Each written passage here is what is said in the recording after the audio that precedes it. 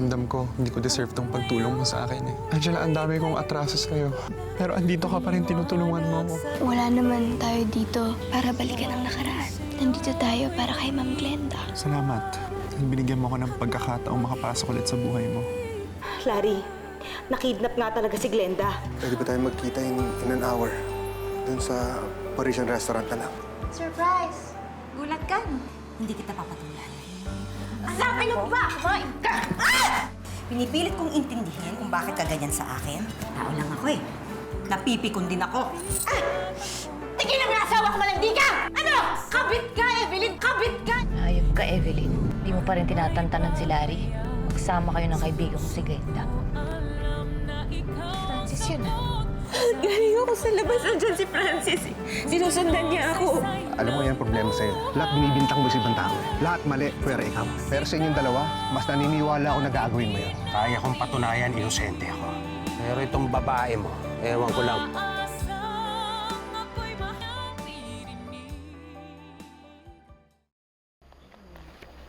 Hindi siya pamilyar.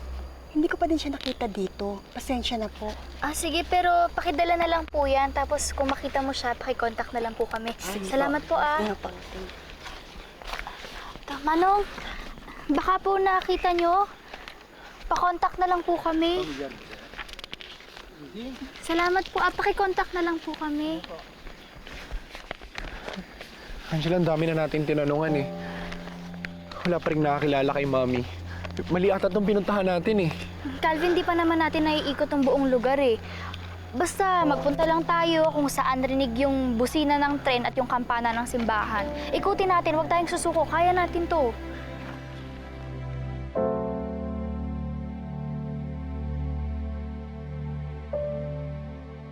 Hindi pa ba siya umuwi? Asan na siya?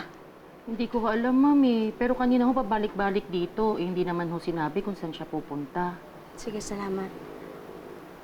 Sige po, Ma'am. Sagutin mo na yan. Hello, Larry. Hello, Evelyn. Nandiyan ka pa ba sa resto? Kakatapos ko lang eh. Wala na kami doon. Huwag ka nang tumuloy doon. Akin na yan, kakausapin ko yan. Hello, Larry. Pagsabihan mo yung mapapangasawa mo, ha? Binastos niya lang naman yung kapatid ko kanina dun sa restaurant. Ano? Tinawag niya lang namang kabit si Evelyn. Ang kapal ng pagmumukha niya, ha? Sandali, hindi ko lang yung sinasabi niyo. Naku, Larry, wala akong pasensya sa ganyan.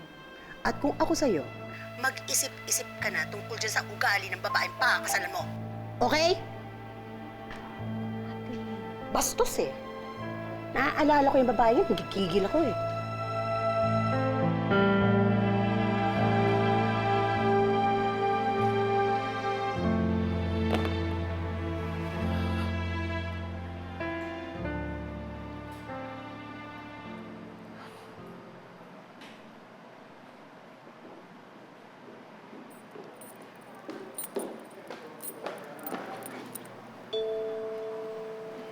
Ano ginawa mo kay Evelyn?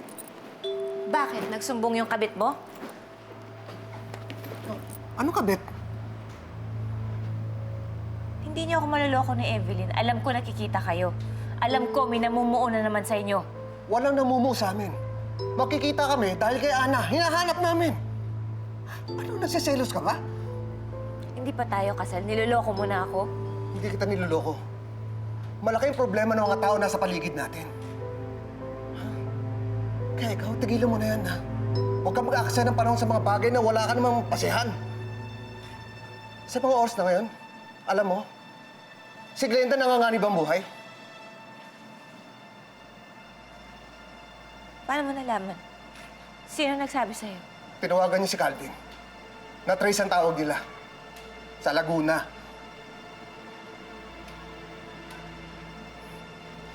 Alam mo ngayon pa lang, wala ka ng tiwala sa akin. Maybe you should rethink this marriage.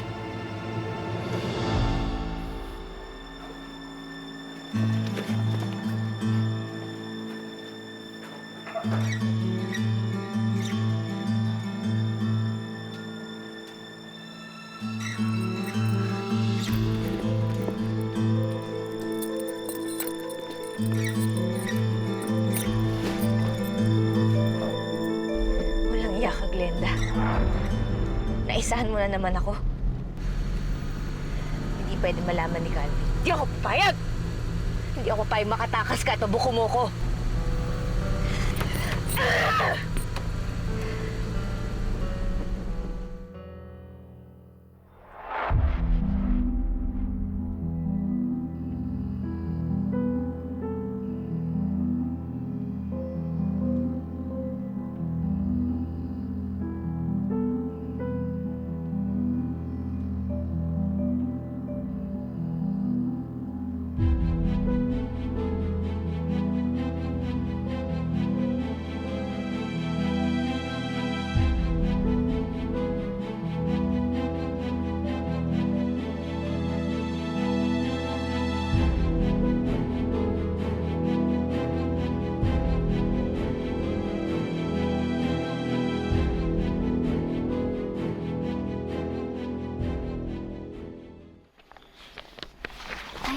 Excuse me po, baka po makita niyo siya. Paki-contact na lang po kami, ha? Salamat po. Angela, hindi ko na marinig yung ingay ng tren eh. Eh di Calvin, pumunta tayo sa lugar na hindi pa natin napuntahan. Hanapin natin yung simbahan. Doon naman tayo maghanap. Layo na natin eh. Dapat pala hindi ko iniwan yung kotse. Calvin, kaya natin to. Huwag tayong susuko, ha? Kaya natin to.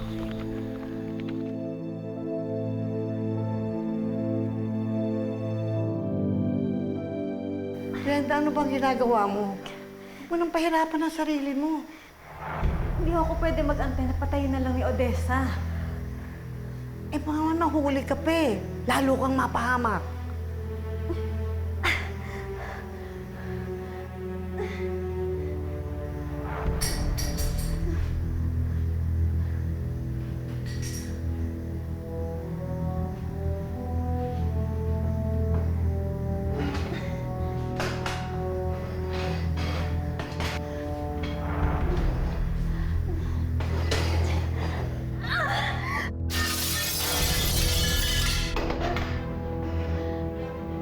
Tita Conching, babalikan ko kayo panghapo. Ingat kayo, ha?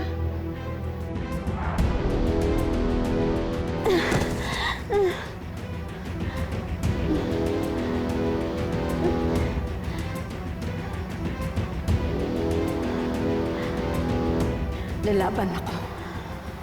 Hindi ako magpapatalo sa'yo, Odessa.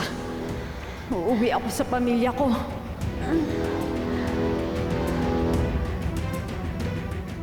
Pakidala na lang po para kung baka sakali na may kaibigan o kay kakilala kayo na makakita sa kanya, makapagsabi sa amin.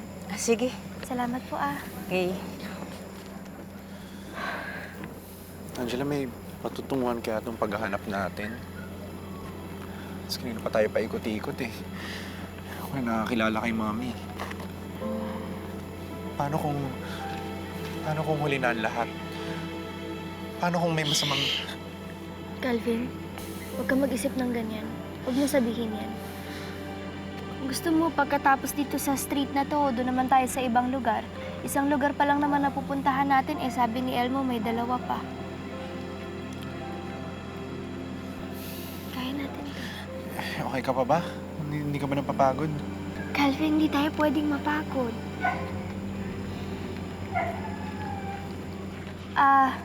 Kuya, excuse lang po. Baka po makita niyo siya. Paki-contact na lang po kami. Sige pa. Salamat po, ah. Sige pa.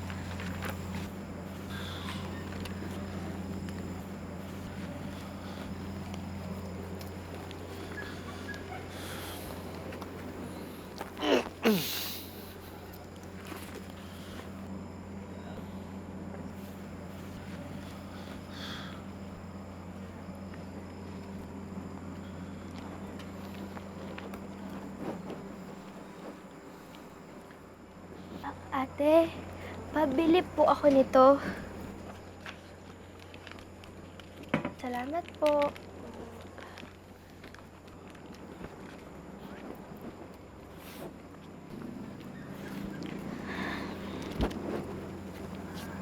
Calvin.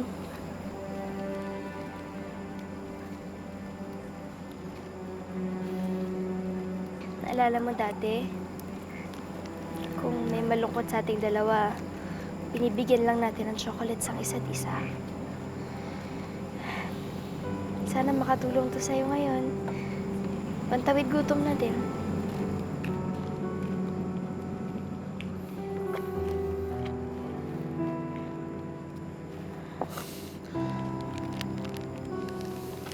Salamat, Angela.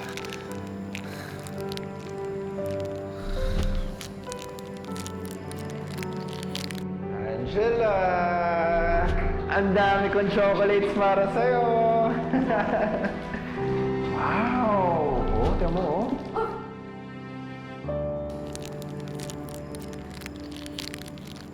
Hati tayo? Oh, kumain ka na rin. Sigurado ako gutom ka na.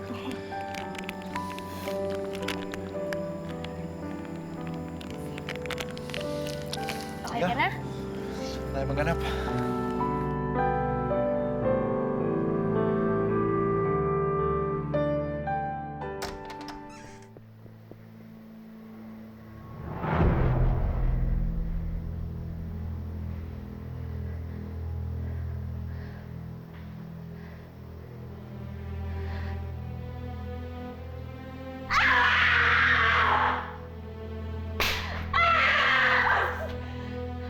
Hininga mo siya! Ha?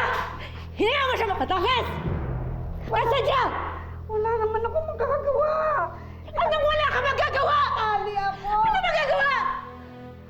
Sigurado ko, alam mo lahat ang plano niya! Nasaan siya? Ha? Nasaan siya? Nasaan siya?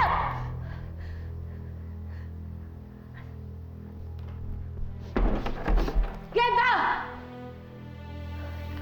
Hayaan mo, Glenda. Wala naman siyang ginawang kasalanan sa'yo. Hindi! Hindi! Glenda, hayop ka! Nasaan siya? Nasaan siya? Glenda! Gagang yan! Nasaan siya?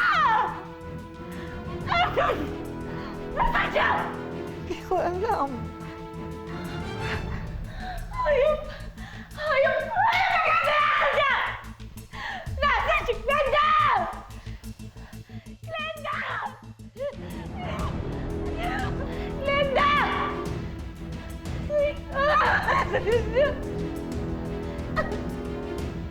Odessa, tama na yan. Odessa! Ingay-ingay mo! Kakalandi ka na!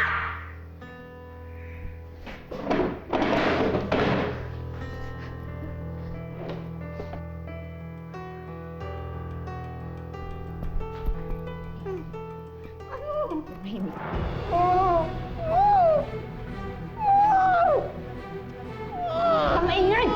Tumigil ka na! Tumigil ka na!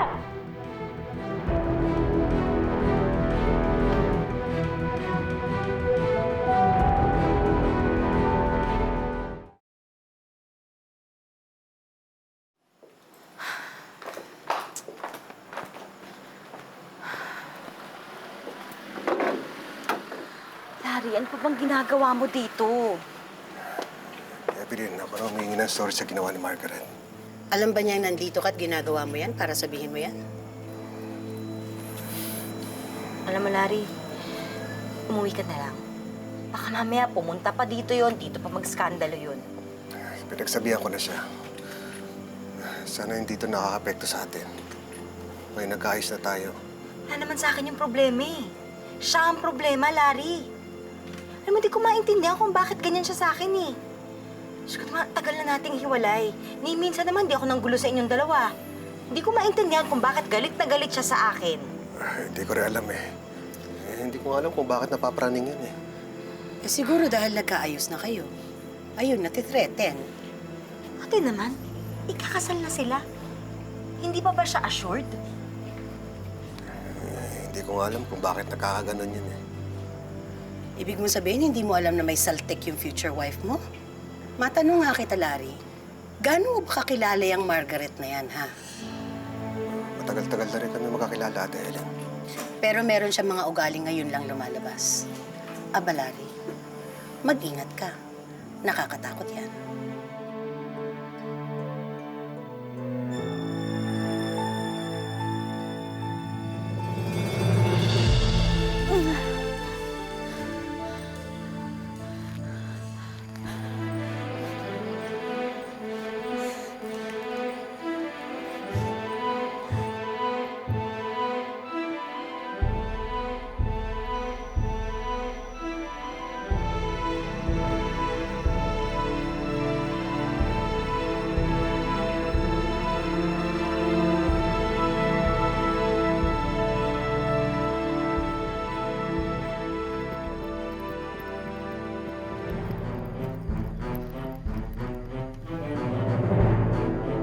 Glenda!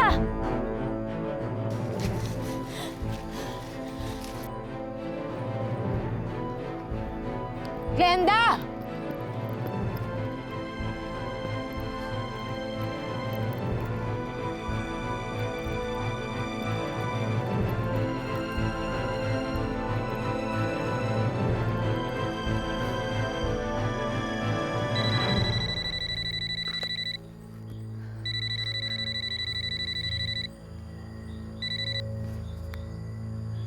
Hello, Larry? Napatawag ka. Hindi ka nagalit sa akin? Gusto ko sana makipag-usap sa'yo eh. Nasa ka ba? Umuwi muna ako. Si tita eh. Bakit? Ano nangyari kay tita mo? Wala naman. Naglalambing lang ng pagkain kaya binilang ko muna. May problema ba? Galing ako yung Evelyn eh. What? Nananadya ka ba, Larry? Nang-iinis ka ba? You're so unfair. Nasasaktan na ako, ha? Kaya nga ako tumawag eh. Gusto ko sana mag-explain sa'yo. Dapat hindi ka nagre-react ng ganito eh. Ano, hindi ako dapat nagre-react? Ano ibig mo sabihin, hindi ako dapat nasasaktan? I'm sorry, nasasaktan ako sa ginagawa mo. Mahal kita! Hello, Margaret. Hello.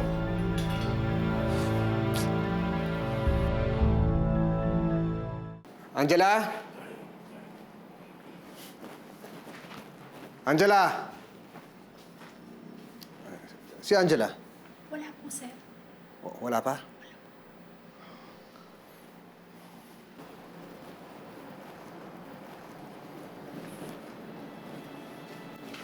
Hello, Elmo. Nasaan si Angela? Tito Larry, sorry ho, nasiraan ho kasi kami eh. Pero promise ho, ihahatid ko ho siya pabalik dyan. Nasaan kayo? Basta ho, Tito, magpapaliwanag ho ako pagbalik ho namin. Siguraduhin mo wala kayong ginagawa masama. I trust you. Okay. Matanong nga kita, Larry. Gano'n mo pa kakilala yung Margaret na yan, ha? Pero meron siya mga ugaling ngayon lang lumalabas. Aba, Larry, mag-ingat ka. Nakakatakot yan. Halos lahat kilala ko ang mga tao dito. Kahit malalayo ang mga bahay, kakaunti lang kami. Pero siya, hindi siya pamilyar sa akin. Talaga po, tingnan niyo po siyang mabuti. Baka po nakita niyo na siya. Hindi talaga. Pasensya na. Sige, salamat po.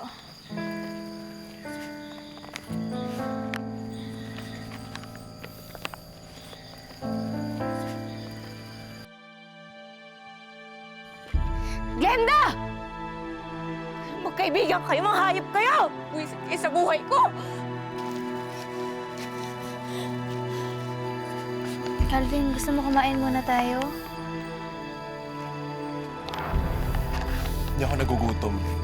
Naramdaman ko yung frustration! Frustration! Calvin.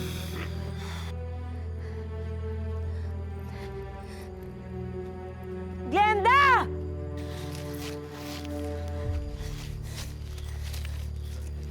Kailangan natin hanapin si Mami. Ha, Angela? Hanapin natin si Mami. Kailangan niya yung tulong natin. Sige na tayo sa kabilang kanto.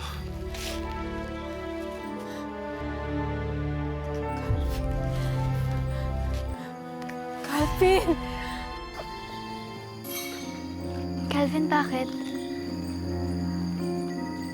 Parang may narinig akong boses. Calvin, wala naman eh. Tara na, doon na lang tayo maghanap. Tulong! Glenda!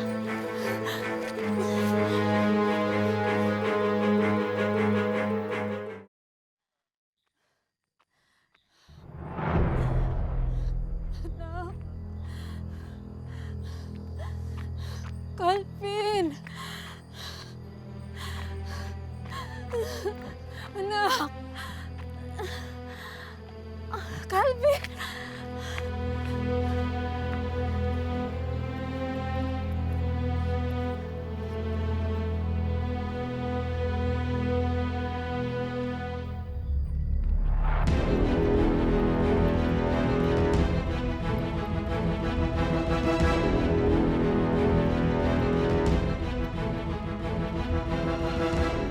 Glenda!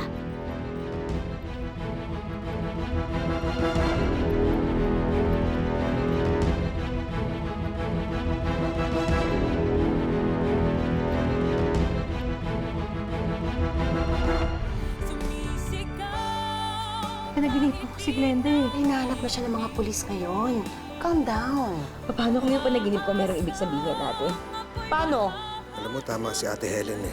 Hindi ko pa lubos na kilala yung magiging asawa ko. Pati yung tita niya na kung saan siya nakatira, hindi ko pa nakikilala. It's about time na mag-meet kami siguro. Siya na makakapagsabi sa akin kung ano ugali ng magiging asawa ko at kung ano ang past niya. Glenda! Glenda! Hindi pa natin ito napupuntahan tong bahay na to eh. Tao po! Tao po!